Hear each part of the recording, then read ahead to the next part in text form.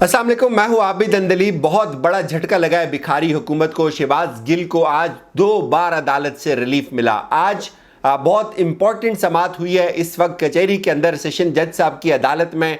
हमने वहां क्या देखा, किस तरह हुकूमती वकला आपस में लड़ पड़े, एक दूसरे के साथ रोस्ट्रम के ऊपर गुस्सा हुए, और किस तरह फिर बाहर शीरी मज़ारी ने कुछ बातें की जो बहुत ज़्यादा इन्वॉल्व है इस फैसले के अंदर। और जो जज साहब थे वो उन्होंने कहा कि मैं फैसला लिखते हुए बहुत डिस्टर्ब हो रहा हूं। तो फिर शीरी मज़ारी साहिबा का वो जुमला कि अगर जज साहब को फैसला लिखने में कोई मदद चाहिए तो मैं उनकी मदद कर देती हूं। बहुत सारी चीज़ें आज हुई, स्पेशली जब शहबाज गिल को सुबह का अहवाल मैंने आपके सामने रखा था कि पुलिस ने इस्तदा की थी कि उनके जिस्मानी रिमांड में मज़ीद तोसी की जाए। तो पुलिस की वो इस्तदा मुस्तरद हुई थी। शहबाज गिल की जिस्मानी रिमांड को जब मुस्तरद किया अदालत की जानिब से, तो उसके बाद उनको इडाला लेकर रवाना हुए, और उसके फौरी बाद कहा जा रहा है कि उस गाड़ी को वापस मोड़ा गया। और फिर कुछ ही देर बाद पुलिस ने जो जिस्मानी रिमांड मुस्तरद होने के ख़िलाफ़ दरख्वास्त दी थी, उसके ऊपर नज़रसानी की अपील की थी सेशन जज साहब के सामने, उसको भी वो भी मुस्तरद कर दी सेशन जज साहब ने। आज हुआ क्या, बहुत इंपॉर्टेंट ये है कि एक तो बहुत ज़्यादा लोग ये सोच रहे थे कि जो बातें शहबाज गिल ने कह दी हैं, आज उन्होंने जो जुमले बोले उससे चीज़ें बहुत ज़्यादा तब्दील हो जाएंगी और अब शहबाज गिल का बचना महाल हो जाएगा। लेकिन हैरान कुन तौर पे आज जो हुआ वो बहुत ज़्यादा हमारे लिए भी बहुत ज़्यादा स्ट्रेंज है कि किस तरह हुकूमत के अपने ही लोग रोस्ट्रम के ऊपर जो है वो एक दूसरे के साथ लड़ पड़े। नज़रसानी की जब दरख्वास्त इन्होंने दी सेशन जज के पास, तो वहाँ ये लोग दलाइल देने के लिए पेश हुए। तो सेशन जज साहब ने कहा कि मैं तो इस केस को सुन ही नहीं सकता, पहले तो आप ये आकर साबित करें कि क्या ये दरख्वास्त जो है वो काबिल समाअत है भी या नहीं। तो इस पर उन्होंने अदालत से थोड़ा सा टाइम लिया।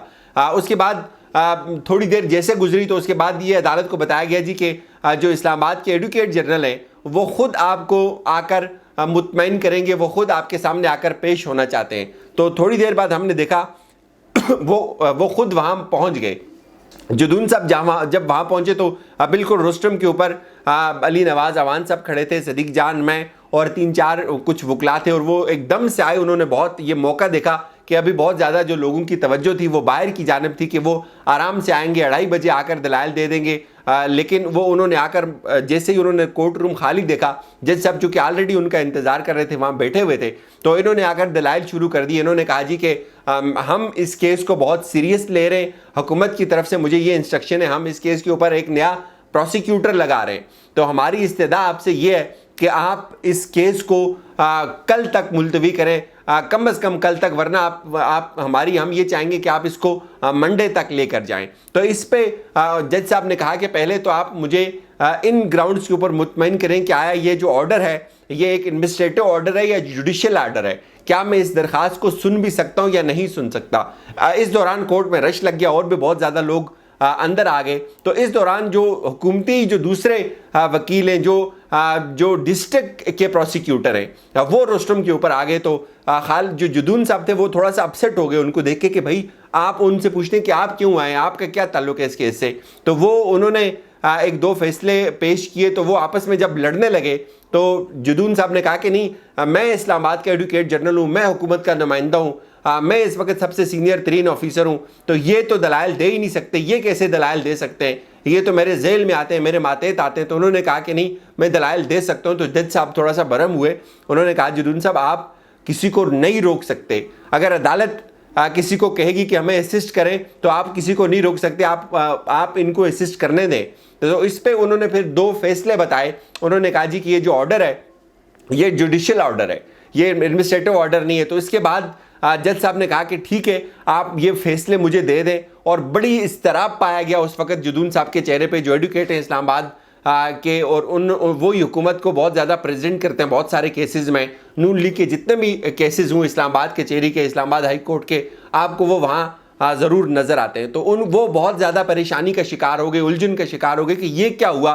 बीच में से एक बंदा आ गया और उसने जो है वो दलाइल देने शुरू कर दी। और फिर उन्होंने कहा कि आप ऐसा करें, वो जो फैसला था उनके पास उन्होंने वो लिखवाया कि ये फैसला है हाई कोर्ट्स के, ये फैसले हैं, तो इनकी रोशनी में जो है वो ये केस इस तरह से चलेगा। तो उसके बाद जज साहब ने उनका मोबाइल लिया, उस फैसले को रीड किया उन्होंने, اور پھر انہوں نے کہا جی ٹھیک ہے آپ یہ فیصلہ جو ہے وہ مجھے لکھوا دیں, میں اس فیصلے کو منگا کے پڑھ لیتا ہوں اور اس کے بعد میں فیصلہ محفوظ کروں گا کہ آیا یہ درخواست قابل سماعت ہے بھی یا نہیں ہے. تو جج صاحب نے تھوڑا سا ٹائم لیا.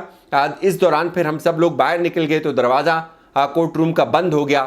جب سب جج صاحب وہاں بیٹھے انہوں نے اس فیصلے کو اسٹڈی کرنا شروع کیا, اور اس دوران باہر جو ہے وہ شیریں مزاری صاحبہ آ گئی, اور تحریک انصاف کے کنول شوذب, دیگر لوگ جو شوکت بسرا صاحب ہیں, اور کچھ ان کے کارکن آگے, کچھ وکلا آگے تحریک انصاف کے, اور انہوں نے پھر وہاں بات چیت شروع کر دی, نعرے لگانا شروع کر دیے. تو شیریں مزاری صاحبہ نے بہت غصے والی باتیں کی. انہوں نے کہا کہ جو رانا ثناء اللہ ہے اس کو بات جو ہے وہ جوتے کھا کر سمجھ آتی ہے, اور چونکہ گرمی بہت زیادہ تھی, رش تھا بہت زیادہ, تو انہوں نے کہا کہ اگر جج صاحب کو سے فیصلہ نہیں لکھا جا رہا تو میں ان کی مدد کر دیتی ہوں. پھر انہوں نے نوک کی جہاں جج صاحب اندر بیٹھے ہوئے تھے کمرے میں.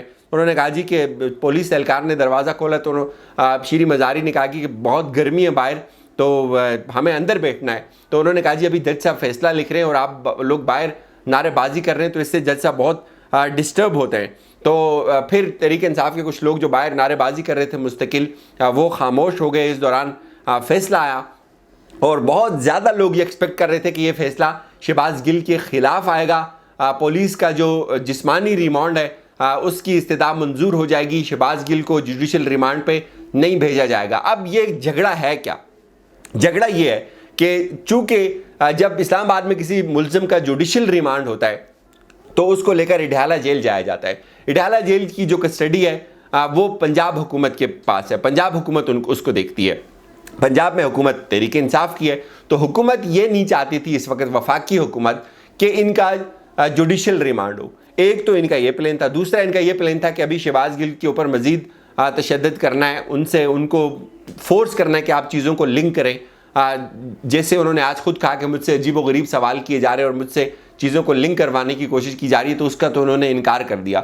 یوں سمجھیں کل جو تحریک انصاف کی جو ون سچویشن تھی وہ بہت کم تھی, لیکن آج کی نسبت یہ دن تحریک انصاف کے لیے بہت اچھا ہے اس اعتبار سے. ایک تو شہباز گل واپس پنجاب حکومت کے پاس چلا گیا, دوسرا ان کا جسمانی ریمانڈ کی جو استدعا تھی وہ مسترد ہوئی. شہباز گل کے جو ڈرائیور تھے اس کی بیوی رہا ہو گئی, تقریر کا اسکرپٹ ڈھونڈ رہے تھے, موبائل ڈھونڈ رہے تھے, تو بہت ساری ان کو ناکامیاں ہوئی. اور لیکن جو لڑائی ان کی روسٹروم کے اوپر ہوئی کم از کم وہ دیکھنے والی تھی. تو یہ بیسکلی جھگڑا تھا کہ شہباز گل کو مزید ٹارچر کیا جائے, ان کو رکھا جائے, ان کے اوپر تشدد کیا جائے, ان کو اڈیالہ جیل نہ بھیجا جائے, ان کو اسلام آباد کے اندر ہی رکھا جائے. جیسے انہوں نے خود کہا کہ مجھے تو پتہ بھی نہیں ہے کہ انہوں نے مجھے کہاں رکھا ہوا تھا, مجھے تو شالیمار تھانے کے اندر تو انہوں نے کم از کم نہیں رکھا ہوا تھا. تو یہ ایک بہت بڑی فتح ہے میرے خیال میں تحریک انصاف کی. اس ماحول میں ان کو 2 دفعہ جھٹکے لگے حکومت کو. حکومت کے وکلا عدالت سے ٹائم لیتے رہے, درخواست کرتے رہے, منت انہوں نے نہیں کی, انہوں نے کوئی آپشن چھوڑا نہیں کہ آپ جو ہے وہ بیچ میں یہاں تک وہ کہے گئے. میرے خیال میں جو بہت زیادہ ٹرننگ پوائنٹ تھا جب جدون صاحب نے یہ کہہ دیا جج صاحب کو کہ اب آپ نے تو اپنا مائنڈ شو کر دیا ہے. تو اس پہ جو اسلام آباد بار کے پریزیڈنٹ ہیں وہ بولے, انہوں نے انٹرپٹ کیا ان کو کہ آپ جج سے اس طرح بات نہیں کر سکتے, چونکہ وہ بہت زیادہ حواس باختہ ہوئے تھے. وہ چاہ رہے تھے کہ کسی نہ کسی طرح سے یہ شہباز گل جو ہے وہ لٹک جائے کہیں بیچ میں ہی, لیکن اس میں ان کو بہت بڑی ناکامی ہوئی ہے. اجازت دیجیے, اپنا خیال رکھیے گا. خدا حافظ.